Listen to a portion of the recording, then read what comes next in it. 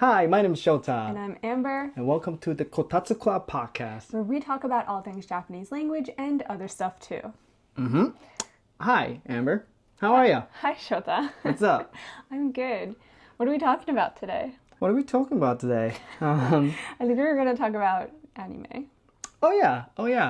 So, Have you watched any anime recently? okay, so I have been on this very strange journey because I was never an anime watcher. Oh, really? Surprise, surprise. I grew up in Japan, but, okay. Basically, I've gone through like a basic stuff, that pretty much all Japanese person went through, like Detective Conan, Right. Sazae-san, Doraemon, stuff like that. Doraemon, Yeah, of course I watched that, but then never really like got into like a nitty gritty of None of the like adult so like a ones. proper anime shows. But now I'm over 30 Right. and I need a new hobby. So So anime, clearly anime. the clear choice. Yeah, the clear choice, so yeah, it's kind of weird, but I am now as a 32-year-old, 28, 32. 32, okay? Don't confuse the Sorry. people. Yeah, I know. So as a 32-year-old, I am now getting into the world of anime, and by far, okay, so I kind of regret watching Attack of Titan Oh, you regret? First. Oh, first. because nothing surpasses it. Yeah. You know what I mean? Yeah, nothing surpasses it. It's the masterpiece. I feel like, I'm sorry, like I sound like I know all the anime in the world, but like yeah, I think I've watched like more than 10 so far. What? That's just such a small number in the world 15, of anime. 15, maybe 15. And yeah, nothing surpasses it. So Have you watched Mushishi yet? No, not yet. Should I? Yeah, it's my favorite anime, and I think Okay. it's the best one. All right, yeah, I'll check it out. But it depends what you're into. Like, if you really like the actiony ones, you won't enjoy Mushishi. Mushishi is a little slower, so Okay. the aesthetic of it's really nice. Like, the Okay. art, it has, like, it portrays, like, Edo Japan. So, like... Oh, yeah. Actually, I don't know if it's Edo. I already like that. It might be before Edo. I can't remember the exact Jidai, but it's an old version of Japan. Right. and yeah, so the art is like really cool, Sure. and it's kind of like a yokai-ish thing. Okay. It's hard to explain, but I recommend. No, checking no, it say less, out. because I think I like all the things. I like history. Okay. I like, Really? I like history. You don't strike me as like a history liker. Are you You look so you- offended. are you calling me dumb? No, but I'm not a history person, so I thought maybe you were I also. can see. Yeah, you don't. Are strike you calling me dumb? you don't strike me as a history person. But anyway, I'm gonna check it out. I like everything that you said about Mushishi. So sounds like my alley Cup of tea. cup of tea. So on Netflix, what do you watch? What's your like go-to genre? I'm watching Frieden. What is that? Freerun. It is a fantasy anime. Okay. And I don't know if I like it yet. I heard that it's like a slow burn. Like Yeah. you have to like watch like basically a whole season before Sure. you like it. Sure. So I'm still kind of like waiting for it to get good. But I heard once it does get good, it gets like amazing. Okay. Like everyone's been talking Okay. about this anime, So and you're that's why investing your time. I'm investing. Okay. Yeah. But other than that, I watched a drama called Brush Up Life. Brush up life. That's the Japanese title. Brush Up So like Life. brushing it up, Brush up means just like like polish it. No? yarinasu. Oh, okay. So Kind of a like do-over. improve. Yeah, do over and like improve. So yeah, I'm watching this, and it's the best Japanese drama I've ever watched. The best. I find it really relatable because it's like about women in their 30s, and like so basically this girl, she like dies and gets reborn and gets to do her life over, and she does like a different career each time. Okay. And like it's really about friendship. It's not, there's no like love story in it, so I thought it was like cool to finally like watch a drama that was like about friendship, and also just about people in their 30s, because like I think a lot of dramas are about like high school. Yeah, age high school. kids in Sometimes even like a Japan. middle school. Like Yeah. that's like such a small niche of people Middle that can school. like relate Yeah. to it. And I don't know. I mean, I guess some people like watching school stuff. Why do you think that is? Why is that like such a popular age? I actually have like, okay, so here's what I think, right? Okay.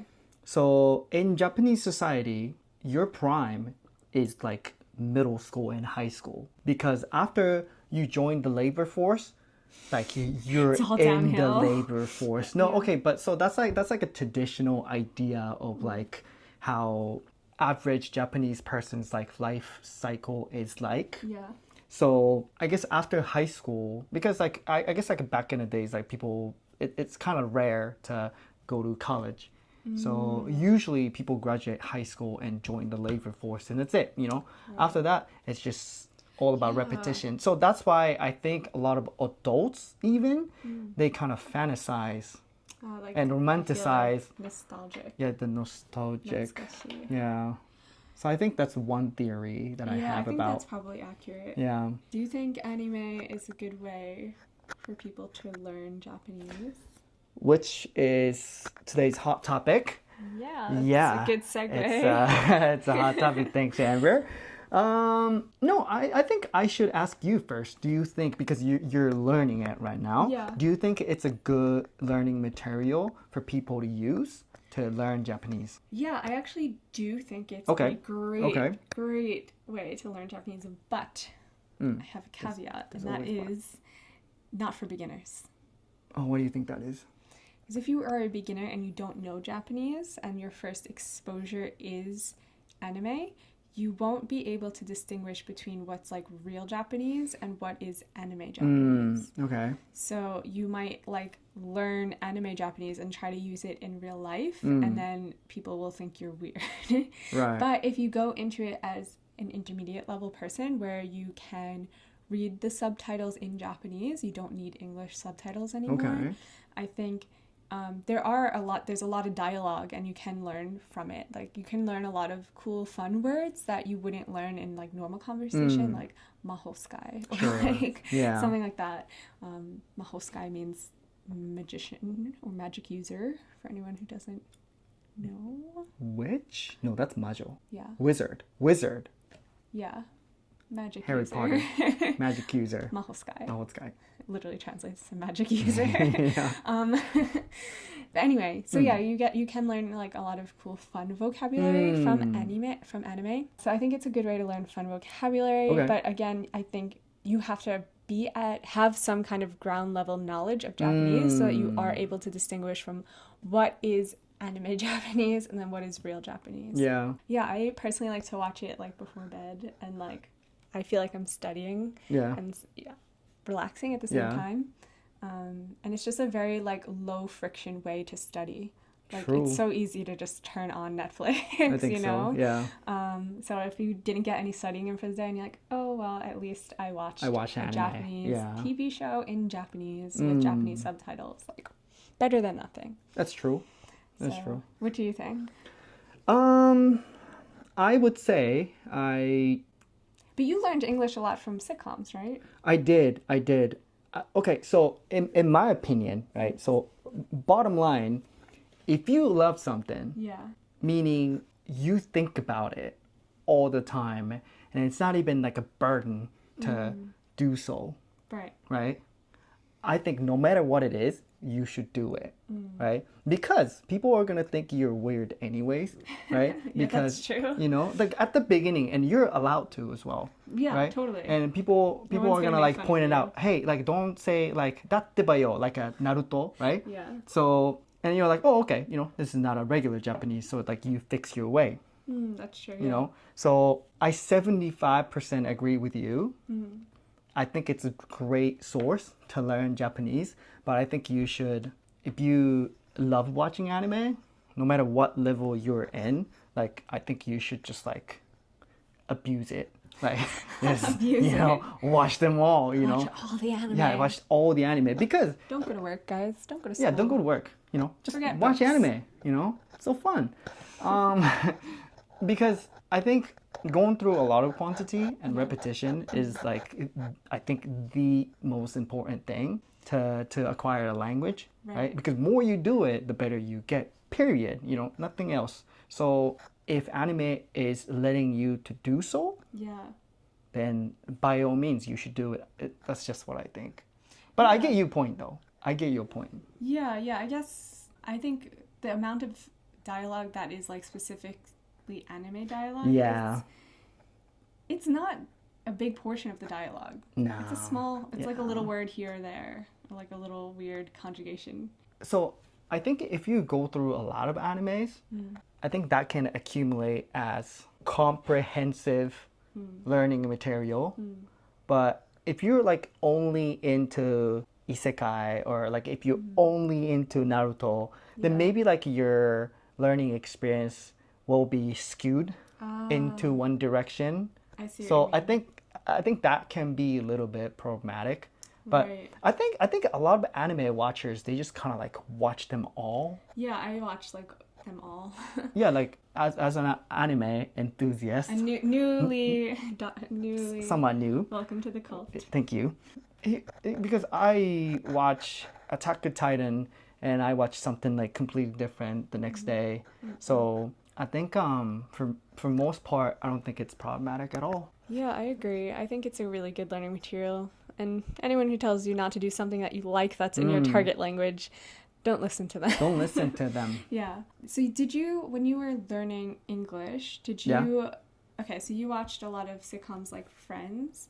Yeah. Did you do anything specifically while you were watching to like enhance your learning experience? Like did you shadow it or like pause it and like did you watch subtitles in Japanese or English? Yeah, I think I did a little bit of that. But when I was in Japan, I didn't learn much English, or pretty much not at all. Okay. Everything was after I moved to the States. So like I think I told you, but like I moved to the States with like only knowing 3 phrases: hello, how are you, and where's the bathroom? I didn't know that. Really? Yeah. So like that's pretty much the That's only. so brave.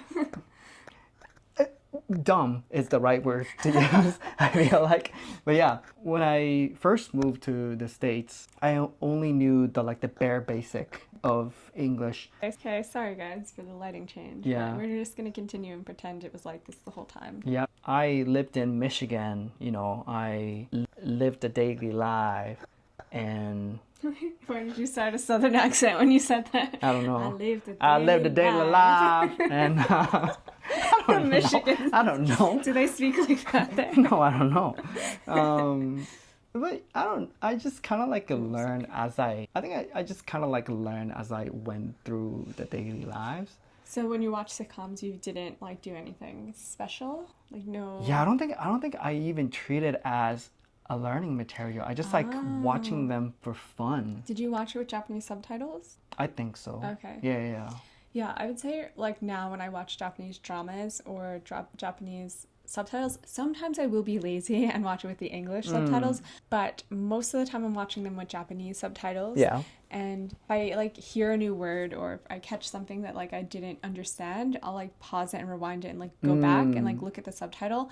And that is, my friends, the beauty of learning kanji, because once you learn kanji, if you come across a word you do not know and you can see it spelled out, you can kind of guess what it means from the kanji. Okay. So I've learned a few new words that way. I also do occasionally try to shadow a show when I'm watching it. I want to rewatch Mushishi. The first time I watched it was with English subtitles. It's a little more complicated, the storyline, so I think it's going to be hard, like a good challenge. Yeah. So I'm going to try to watch it again with Japanese subtitles, and I'm going to try to shadow it. So we'll see how that goes. Yeah. No, I think it's a generally good idea to use something you like, to whether to shadow or just merely watch it, Yeah. because I think even you watch Japanese drama, anime with subtitles on, you still listening Yeah. to you're exposed to a lot of Japanese audio that I think it automatically enhances your listening skill. Yeah. So, if you didn't catch our last episode, Shota is going to read a news article in simple Japanese. Yeah. And we're going to see how much I understand. So, please also try to listen and see how much you understand. Here we go. 日本でクマの襲撃が増えてます。昨年は219件の事件が報告され、そのうち6人が死亡しました。Oh. Yeah. 最近では秋田県と石川県でクマの襲撃があり、数人怪我をしました。4月以降だけでも全国の地域で11件のクマの襲撃が報告されています。当局は警告を発し、専門家の小池、慎介は、若いクマや食料不足がクマを人間の住む地域に近づけていると説明しています。はい。環境省はクマを管理対象種に指定し、監視や捕獲ができるようにしました。新しい政策では、住宅地でクマが出た場合に猟銃の使用が許可されることになりました。岩手県では AI と連動したカメラを使ってクマの襲撃を検出し、対応しています。Yeah. How much did you understand? Okay, I'm not gonna lie, I kind of zoned out a little bit. Zoned out? But I think I understood maybe like 70 to 80%. Oh, okay. While you were zoning out? That's actually pretty Well, impressive. from the stuff that I didn't zone out. Okay. So what did you understand out of this? So I understood that there's an increase in bear attacks in Japan, specifically in like Akita and was it Ishikawa? Yes. So yeah, which I'm scared because I'm going to Ishikawa in like a few weeks. Yeah. But Be anyway, careful. Don't yeah, get I guess attacked I'll by have to a watch bear. out for bears Yeah. because so I understood that there was a bear attacks and that it was like over 200 attacks When? in April. Okay, so the number 219 was amount of bear attacks last year. Oh, the last year. The whole whole of last year. And then in April there was from like from April, and this is June now. Yeah. So over the course of past 2 months, there's 11 cases reported. The number is increasing. Yeah, and I heard that people died. Yeah, so out of these 219 cases reported last year, 6 people lost their lives. Pretty sad. I also heard Yeah. that they were making some plan to like deal with this Pretty much. bear attack Yeah. thing, and like one of them was like involving a camera. Yeah, I think that's all I understood. Yeah, I mean that's pretty much it. But so the good word to know is 当局. It's like a heavily used in Oh, yeah, news, what does but that mean? 当局 I don't know. means like an organization or like a group of people that are so a group of people that are in charge of this specific matter. So it can be the government or the local government or the police organization, stuff like that. So you would hear this word a lot in the news. So you might want to know. So 当局は警告を発し. So I think in this case, like the Ministry of Environment or something like that, is warning people. And the reason of the bear attack is because, the younger bears are like getting closer to the human community because, there's nothing for them to eat. So yeah, that's why they're like getting more aggressive. And then the Ministry of Environment Ministry now lists bear as a controlled species and allowing for people to like monitor and even capture them. And there's a new policy permits for people to be able to use hunting rifles when they show up to the community. So things are getting very serious. Yeah. We also have these bears in New York. In New York? You mean Yeah. like upstate New York? Yeah, upstate. Oh, okay. So, like, I really liked hiking my whole life, so I'd go upstate and go hiking or camping. And I've never seen a bear, luckily. I've never seen a bear either. And I've never seen one in Japan yet either. Knock on wood. Yeah, be careful. Yeah, I'm really worried now. No, I grew up- 200, that's a No, lot. I know. I grew up in the countryside in Shikoku, Yeah. but we don't have bears on Shikoku. do we not? No. Oh, go to Shikoku. Yeah. Yeah. So it's a Solution. haven. Yeah. What's it called? Like a safe haven. Safe haven yeah. from bears. Bears. Okay, so bear attacks. Yeah. So that was news of the day. Thanks, Yeah. Shota. How much did you understand?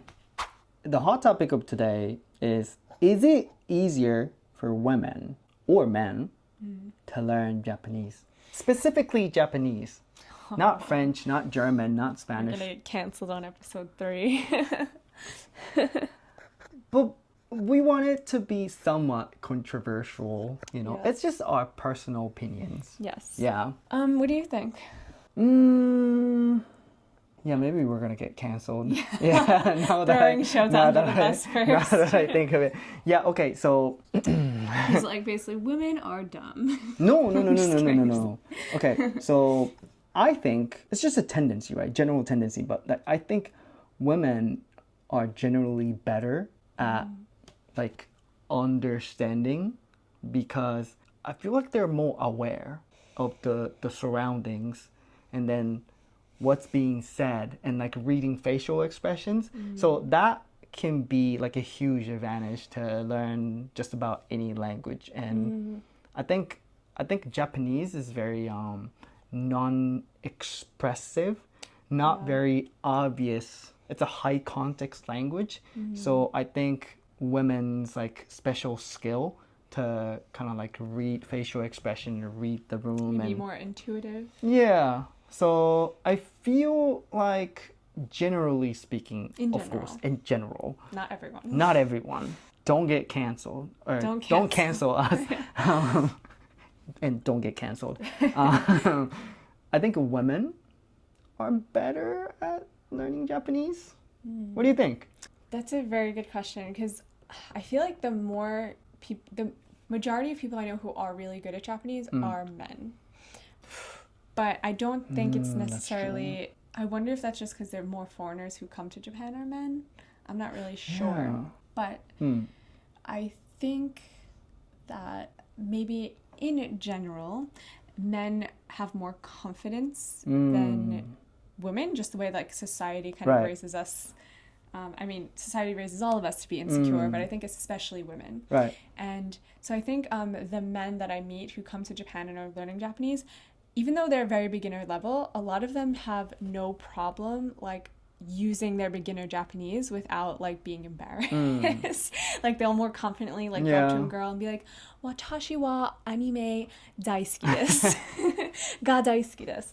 And like whereas women, like we're so insecure, like it takes like even now at like this intermediate like conversational level where I'm fully communicative, I'm so aware that my Japanese doesn't sound natural, but it literally will not come out if I'm around someone who's really good at Japanese, like you.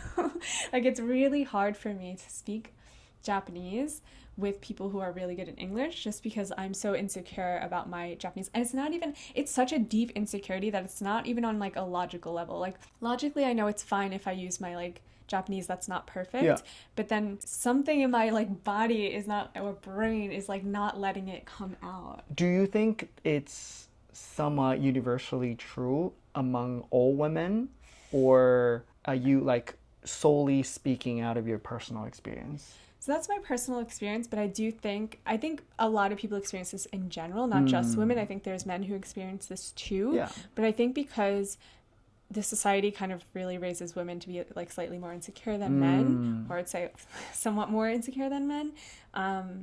It's probably more common, potentially more common for women to have a harder time speaking. Like I hear so many like men, like they'll quickly start speaking Japanese, and I think that's so good. Like if I you think like, so, yeah. It's so much about language is about confidence, and if you just like rip off the band-aid and go out there and like use your shitty Japanese, you will eventually get better.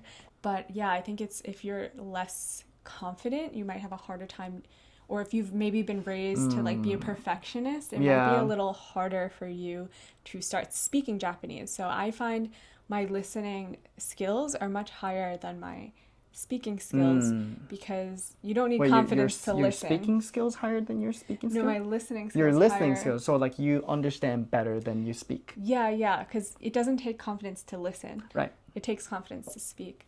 So I think that could potentially be a way that men and women differ in their ability to learn the language. Potentially. In general. Yeah, in general. Not everyone. I'm sure there's plenty of men who struggle with this too. You think that kind of like balances it out?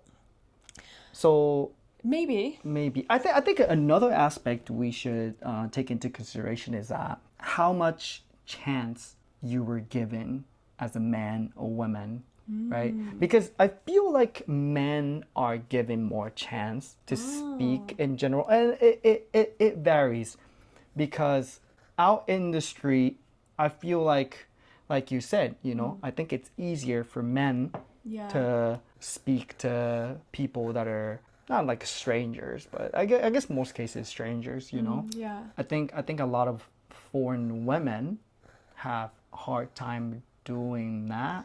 Yeah.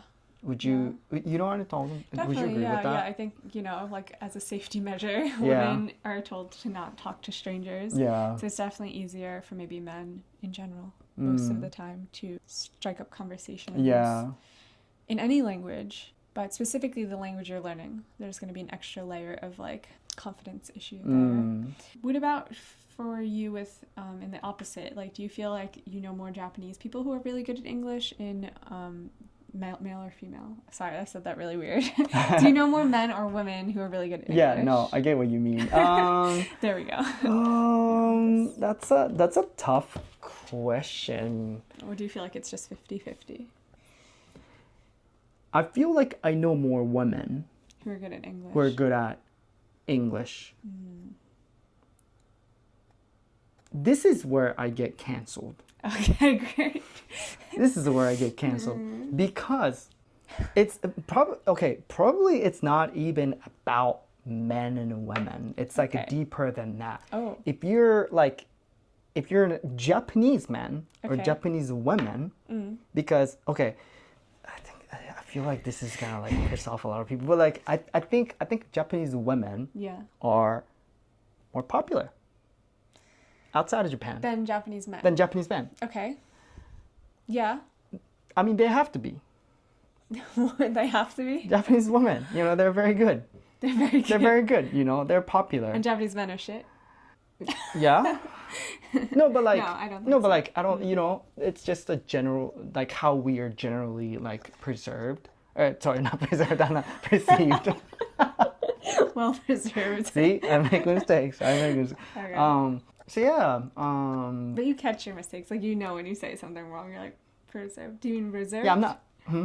Reserved? No, like perceived. Oh, perceived. Perceived. Gotcha. Sorry, perceived. Right. So in this society, right, I think Japanese women are a lot more approachable, and I think people have more reasons to talk to Japanese women than Japanese men, right? That's true. I'm not like exclusively talking about like within the dating realm, but it's just about in general. It does help, right? If you have like a partner who you're dating who is like speaks natively the target language that you're learning, like they can help you a lot. Yeah. A lot of people will say like, low key, that's the only way to get fluent. I don't know if I necessarily agree with that, but Yeah. that's definitely an advice that you hear often. Not from us. We're not giving you advice. We're not giving that advice. We're not promoting that at all. But I do think, again, like society does train men to be like the ones who pursue women, and it trains women in general, not everyone, trains women to be the ones who are approached. Sure. So yeah, maybe if like a foreign man comes to Japan and like wants to speak Japanese, he might flirt with a girl, but whereas a woman like won't make that move because it's just not something that she would do in her own language, never mind in her second language. Right. Potentially with most people, not all the time. So in conclusion, exclusively in Japan, learning Japanese, do you think men are in more advantageous position or women? In general, I do think the confidence thing is like such a big part of the language. Yeah. So I would say that it's a little easier for men in that sense. Yeah, I apologize to like flip flop, but like, yeah, I think I agree. Yeah, now I think about it. I mean, I think experience varies from a person to person, especially like, like which country, you're coming from, or I hate to say this, but, frankly, your attractiveness, that speaks volume. What else? Like, I don't know, like your height, your age, your occupation, Yeah, that's true. Those are all aspects that should take it into consideration. But I think in general, yeah, I think men who are learning Japanese are in advantageous position. What do you guys think? Yeah, Yeah. let us know if you Let have us any know.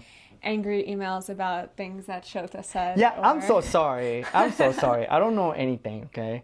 Yeah, confidence, really. For me, the only thing I can really think of that's the biggest difference is the confidence. Yeah, confidence is huge. Also, like this might defeat the whole purpose of like having this conversation in the first place. But like, I think it all boils down to like how much effort you put into, That's regardless true. of your age, gender. Well, age plays a bigger role. So like, forget I said age, but like gender, right? So I know a lot of people that speak phenomenal amount of Japanese regardless of their gender. So at the end of the day, it's all you. Like it's all. Do you feel like you know more Japanese, I mean, foreigners who speak Japanese, like, really well, like, close to fluently, male? Because I feel like I know so many more, like, for every 3 or 4 men that I know who speak fluent Japanese, I know maybe 1 woman. Okay, so here, I think But that could just be anecdotal, so I'm just curious I think if you have the same experience. in English, it's about 50-50 because English is like highly accessible language. Anybody can just like go on the internet and learn. So the sample size is much bigger. So like you. I mean, like, your friends who are foreigners in Yeah. Tokyo. Okay. So, but when I think when it comes to Japanese, I agree. Like I know more men that speak more high level Japanese than women. Yeah. I don't know why, but I think it has something to do with the sample size because I think Japanese as a language is more popular among men. Yeah, that might be. Like, I think your, like, standard vision of, like, an otaku anime lover who, like, moves to Japan is more a man. Yeah. Not that they're all men, but, like, the standard. I think so. I think maybe the majority, the percentage of that group is men. But I think it used to be the case, but now I feel like a lot of women exist in this whole like Japanese learning community and realm. Yeah. So We do exist. no, I know. But I do think the percentage is still skewed towards men in general. Don't you think like increasing number of women are like joining the cult? Yeah. Compared to like 10 years ago. Don't you think? Yeah, I think that's true. So I think over time you would start to see a lot of female that speaks like fluent Japanese. Yeah, maybe it will start going in the opposite direction. Yeah, I don't think it's got a lot to do with like because men are better at learning Japanese or the other way around. I think it's just like like you said, I think the sample size is just skewed, towards men. More people are interested in coming to Japan. Yeah. This one's kind of interesting.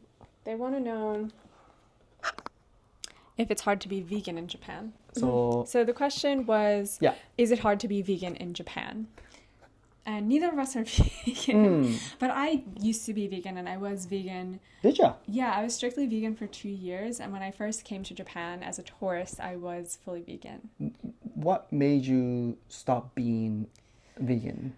Oh, so it's so controversial to say it on the internet. But Really? I was not feeling well. Okay. And I was going to a nutritionist, and they were basically like, I was having all these health issues, mostly like chronic fatigue and joint pain. And it was like kind of autoimmune symptoms, but I didn't have an autoimmune diagnosis. Okay.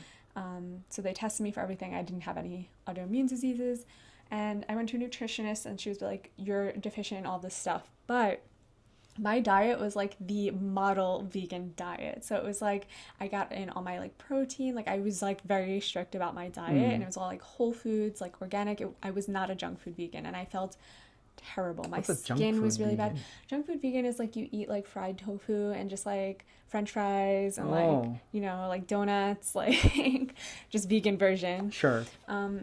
Which I did like sometimes, but I just, in general, I was a really healthy eater. So I was very convinced that I had some disease or something was wrong with me. I was like, it cannot be my diet.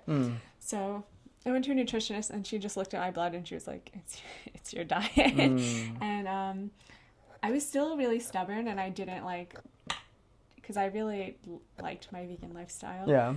But I really also was sick of feeling like tired every day and like depressed. And so I ended up stopping doing vegan, and gradually I got less and less vegan. And I hate to say it, but my nutritionist was right, and the less and less vegan I became, the more I had a balanced diet, Yeah. the better I started to feel. My hormones got balanced, my blood sugar got balanced. And yeah, so I'm no longer fully vegan, but I still hold like the love for vegan food and the creativity behind it. Because for those of you who don't know, my channel is called Chef in Japan because I used to be a vegan chef. Yeah. So I worked for vegan restaurants. Like, I was obsessed with it. And I still have such a great appreciation for vegan food and vegan restaurants and the creativity that goes into making these like dishes that traditionally are usually made with like meat and dairy and stuff. So when I go out to eat in Tokyo or anywhere in Japan, I do prefer to look for vegan restaurants. So I know a lot of vegan restaurants. Actually, I think the most popular video on my YouTube page right now is like the top 10 vegan restaurants in Tokyo. So check that out if you're interested. But what would you say? Do you think it is hard to be vegan in Japan? I think it's harder, yeah, definitely, compared to, I mean, depends on where they're coming from, right? Yeah. I mean, if you're from like major cities in North America, Europe, it's gonna be harder. But I don't, at the same time, I have to say, I don't think Japan is the hardest place for vegans to exist because veganism has existed in Japanese culture for like a long time, right? So, and I feel like a lot of food here is more plant-based anyways. I mean, some of it. I don't think it's impossible to live a vegan life. It's just that in the grocery stores, you have much less options, and in the restaurants, because you know, like when you go to like cities like London, New York, you usually see, you know, vegetarian, vegan menus. You know, it's small, but it's there. Yeah. So you're not gonna like starve yourself. But then here in Japan, that's still rare, even though it's catching on. Yeah. So yeah, that's what I had to say about that. You know, compared to major cities in North America and Europe, it's harder, but not the hardest place to be. Yeah. Yeah, I agree. I think it is a little hard to find vegan things in Japan. And I think traditionally there is shojinryori that is vegan. But in general, a lot of Japanese food is not vegan because it's made with dashi, which has fish, which is made Broth, with fish yeah. broth. It's a fish broth. So things you might think are vegan, like miso soup or like a vegetable that was soaked in dashi, it turns out not to be vegan. Sure. Okay. So I think it is a little hard if you're just trying to eat normal food. But like if you go to the grocery store and you cook all of your own food, like they have all the same vegetables, like there's tofu, there's so many tofu things. Yeah. I think what is also difficult about Japan is when you go to the grocery store, there are sometimes like soy things that, like soy meat products, and you expect them to be vegan and they're not. It'll be like a soy meat product and there's like chicken extract in it and you're like, why? You were so close, Japan. So I think that's a little hard, especially if you don't read kanji. You might not know what the ingredient list says. I also think when you go to restaurants in Japan, you can't really, it's getting a little better, but you don't really switch out the ingredients. You can't say, I'll have this with no cheese. They're going to be like, Oh, okay. That's how no, we put cheese on it. It's not up for debate. Yeah. And then you'll ask the waiter and you'll be like, can I get this with no cheese? And they'll be like, kakunin shimasu. And then like they'll go ask the manager, who will ask his manager, who will call his manager, and like, you're not going to get it without cheese. Yeah. Japan's history with veganism is very interesting because there was a point in time where it was outlawed because of Buddhism to eat meat in Japan. But people had like a very interesting way of getting around this. Whereas like, so you know how like in Japanese you count things differently. Like you count, I don't know, cups with like ippai, nihai, yeah. You count people with hitori, futari, sannin, yonnin. You count birds with wa. Yeah. So like, I know what you're talking about. you know where I'm going with this? Yeah. So, do you know why rabbits, usagi, are counted with wa? Yeah. Which is the counter for birds. It's because back then they really wanted to eat meat, even though it was illegal. So they said, you know what, those kind of ears on the rabbit kind of look like wings of a bird, so we think rabbits are birds. So like that's not they just collectively meat, decided that rabbits are birds. Just so that they can eat meat. I was like, if you think about it, they're birds. Yeah, right? Yeah, right? Same size. You know, am I right? The ears look like wings. I think so. They even taste like birds. Yeah. I'm pretty sure. Yeah. So, so the history with veganism, it's interesting. Yeah, also they had like a secret codes for like different meat. So like boar meat was called like botan. You know, they assign like flour so that when people listen them talk, like they would, like other people wouldn't know they're talking about meat, but like so whereas I found when I went to like a neighboring country like Taiwan, it was much easier to be vegan. It was just much more of a thing there, and I don't know if it's like the Buddhism in the past was like actually vegan. I don't really know what it is, but I did find it easier there. But I will say in Japan there's a lot of vegan restaurants now. Yeah. So I would just go to those vegan restaurants if you come to Japan. Yeah. They will be vegan. What about in the countryside? Because we live in Tokyo, maybe is it because we see vegan restaurants here and there? Yeah. But what about like in the smaller cities or in the countryside? Do you still see like vegan restaurants? It's definitely not as much as Tokyo, but they do exist. But you have to be careful because restaurants in Japan, they're not always open like when they say they're open on Google.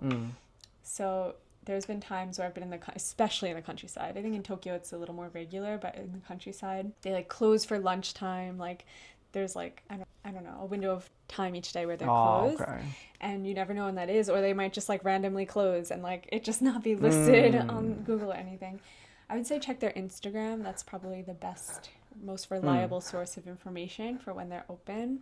But also, and if they're not open, you could go to a konbini and like they have tofu at the konbini. They have fruit at the konbini. That's true, yeah. There's nuts. I would just avoid things like salad dressings and stuff because you don't know if there's going to be like dashi or something or some kind of fish extract in that. I think when it comes to snacks and stuff like that, have you been to Caldi? Yeah. Yeah, I think they have signs. Oh, that's good. As long, maybe not all of them, but like some of the branches that I've been to, they had like signs in English. So like, remember like Michael and I were like picking out snacks for you. Oh. that's how I know. Okay. Yeah, so maybe for snacks, stores like Caldi, might be good, and it's like easy to pick out what's vegan and what's not. Yeah. Caldi is a good place. It's kind of like where you buy international food. So like when you're missing tacos, they have like soft shell taco wraps. Yeah. They have a lot of like imported stuff in Caldi. And Caldi, they have branches like all over Japan. Like when I lived in Kochi, they had one in Kochi City. So that's a good place to get snacks. Maybe if you're going on a road trip and you want snacks. There's also some health food stores. There's a chain called Natural House that has a lot of vegan options for snacks. There's also a chain called Bioral. What is that? Bioral is it in Japan? Yeah, it's a supermarket. So There's one in Kanagawa, there's one in Tokyo in Kichijoji, and then there's one in Osaka. And Oh, so there's only like 4 of them. yeah, but it's a brand, like a supermarket brand. So actually in Life Supermarket, it's part of Life Supermarket. Oh, so you can okay. buy Bioral goods in Life Supermarket. In other supermarket brands, okay. Yeah, just in Life. But yeah, so that's another place you can get vegan snacks. Yeah. It isn't the same as it is if you go into a Western country, like the options you have available, but there are options. Like in Bioral, they have vegan cheese, like tons of vegan cheese. They have hummus. Hummus is a hard thing to find in Japan. Did you get addicted to hummus in the US, or was that not a thing in Wyoming? I did. I did like a lot of food that I ate in America, but it's just not my thing to like try to like replicate what I ate in other parts of the world and like trying to like replicate it in Japan. So like when I live in Japan, I know how to eat in Japan, and when I live in America or like parts of America, I know how to eat in California. I know what to eat in Wyoming. So like I think that's like a very good general rule. Like not to try to like forcefully replicate what you I know like that's not what you were talking about. Yeah. But but yeah, I think I was just saying so hummus, like yeah. amongst foreigners, I think we kind of agree that it's like the best thing ever because it's just like a healthy snack that like is universally loved, and it doesn't exist in Japan. And so whenever Hummus. So whenever like we find hummus, we get really excited. So one of the places you can find hummus is Bioral. But I agree, yeah, I think it's kind of weird to just try to eat exactly like you would eat when you're living abroad. You kind of want to adapt and experience what it's like eating the food of that country. Yeah. I would say one of the biggest things that changed for me when I moved to Japan is like my meal prep. I meal prep a lot of like curry and like hot pot meals. Yeah. I mean, these are like surprisingly pretty easy, no? And cheap and easy to make vegan. There's vegan curry brews that you can get at Bioral or Natural House. So yeah, I think I would say like if you go out of your way to learn about the local ingredients and how to live with that ingredients, I don't think it's gonna be very hard after you've learned it. Yeah. Whether you're vegan or not. Yeah. I also think there's a girl who has a whole Instagram account like dedicated to veganism in Japan. So I don't know what that is. I'll like link it down below. She's a really good resource. She like writes the ingredients of like konbini snacks so that you know what's vegan and what's not vegan. She exposes things that are like you would think are vegan that actually aren't. Like, do you think natto's vegan? Don't they have dashi in it? There's like a extract or something. That's like not vegan. Yeah. But you would think like fermented soybeans obviously vegan, but yeah, that's true. So it is a little harder than Wait, you mean with that little dashi packet? Without it. Or without it? Without okay, it, okay. yeah. Yeah, I guess that kind of makes sense, yeah, because it's like flavored. I think, actually. Yeah. I don't remember, but she explains it on her Instagram. We'll link that. She's a good resource. But I think there are like a lot of resources like that. Yeah, there are. Yeah, and I think that's like the really nice thing about Japan is that there are a lot of people living in Japan as a foreigner, and there are sizable pool of information available for you to access. So I don't think it's impossible. I don't think it's very, very difficult. Yeah, I definitely don't think it should be something that holds you back from traveling here or moving here. Yeah, it's definitely becoming more and more progressive in terms of veganism because from when I first came here as a tourist to now, like there's so many more vegan restaurants. So yeah, when I lived in Kochi, there was a Italian health food restaurant that had a lot of vegan options, like even vegan pizza. It was great. Wow. In Kochi. And Kochi's like the most inaka place that I could think of. So like yeah, I don't think it will be a problem. Yeah. And gluten-free too. Gluten-free I think is even a little harder than vegan because soy sauce has gluten in it. And soy sauce is kind of like in everything. Used in everywhere, yeah. But yeah, today we went to a vegan gluten-free restaurant that was amazing. Was it vegan and gluten-free? It was vegan and gluten-free. Really? That's why she said it was made with rice powder. Ah. And that's why when I said, oh, is this like with mugi? And she was like, no. It's not mugi. I see. That was really good, by the way. It was so good, right? And like, yeah, we went to this place it's basically a cafe that's just like run by one woman out of her house. She like cooks everything, makes the menu, and like she's only open like on random days. You have to like check her Instagram to see when she's open. So good. You can like tell the food was made with love, and it was vegan and gluten-free. I mean, I'm not even vegan, but you know, the food was like super bomb for sure. It was focaccia made with rice flour. It's like chewy bread. Not chewy. Chewy is not a word. Mochi mochi. Not like a mochi mochi. How do you say that? Chewy. I think chewy. Yeah. But like chewy in a good way. Like I feel like there's chewy in a bad way and there's chewy in a good way. Chewy like when it's like a good chewy texture, like fluffy. Yeah. Kind of thing. It was very good. So yeah, I feel like sorry I talked a lot. I feel like I had a lot to say on the vegan. No, I mean that's you. My that's senmon. you kind of that's you kind of topic. Yeah. Do you have any vegetarian or vegan friends here? Yeah, I do have a lot of vegetarian friends. I do have a lot of vegan friends. I feel like I have more friends with. I don't want to use the word like a dietary restriction. You can. Because it's not but for the sake of like categorizing them, you know, I feel like I have more of them, or like at least like everybody has something. Right. I feel like. What don't you like? Nothing. Everyone has something except me. Except me, you know. There's nothing you don't like? There's nothing that I can think of. I'm pretty sure like if I go to like I don't know like up north in Hokkaido, you know, maybe like they eat something that I've never heard of.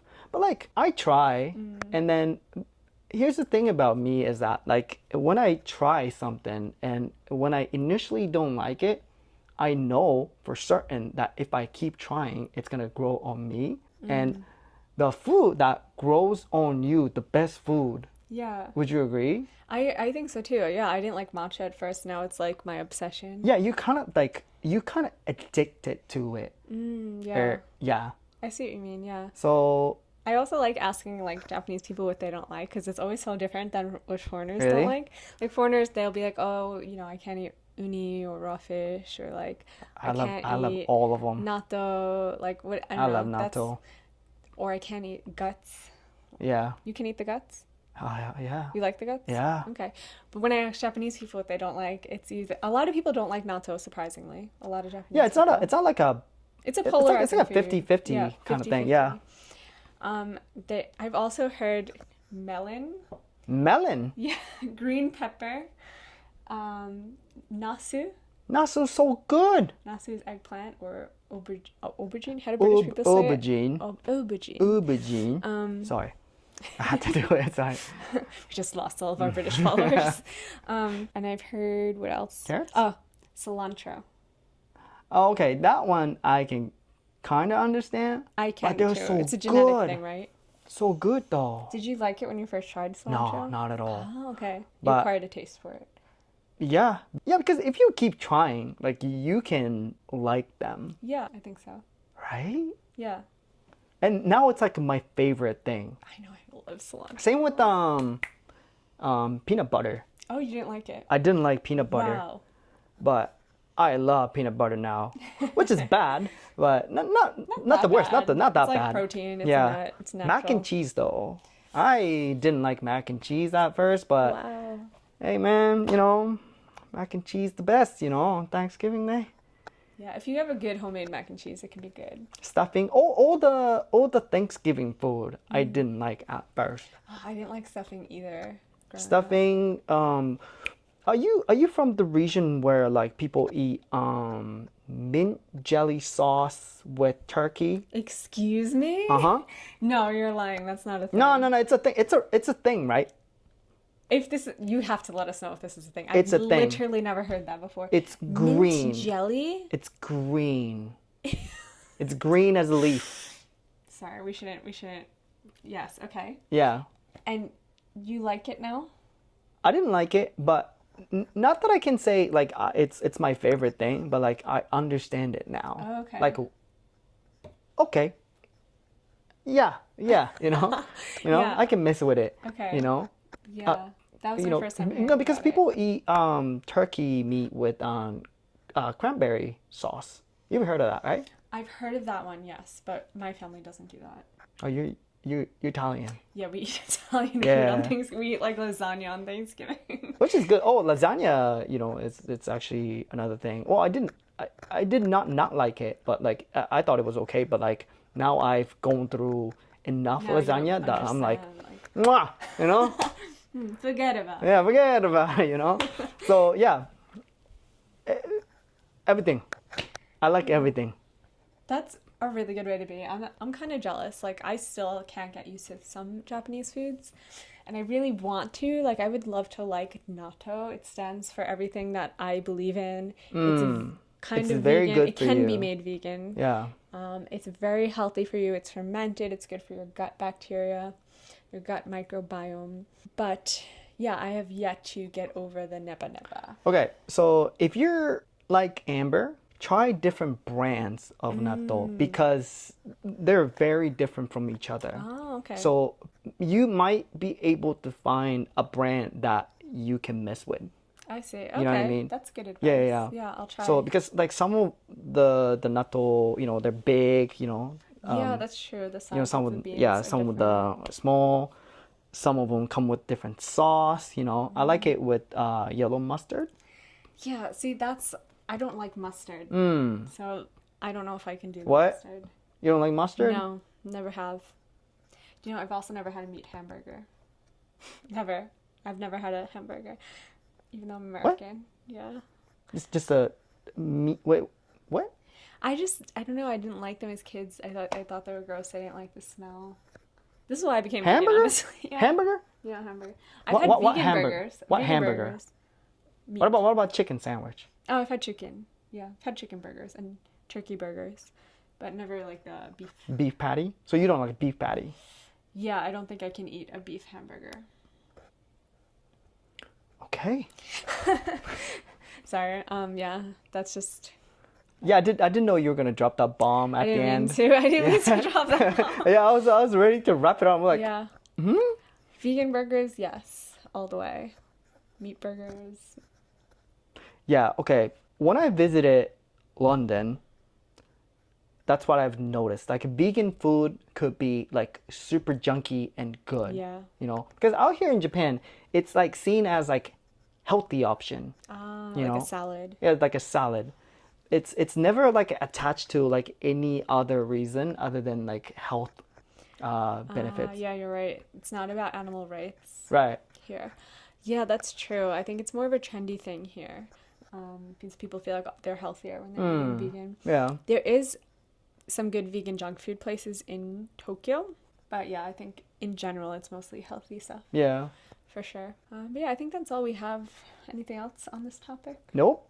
But if you have more questions, please send them in. Our email is kotatsuclubpodcast@gmail.com. So send us in your questions there so we can talk about them here. Yeah. You can hear our takes. Potentially bad takes. Potentially good takes. Potentially, yeah, don't cancel us. But I think that's about it for today. Thank you guys so much for tuning in, and we'll see you next time. Bye.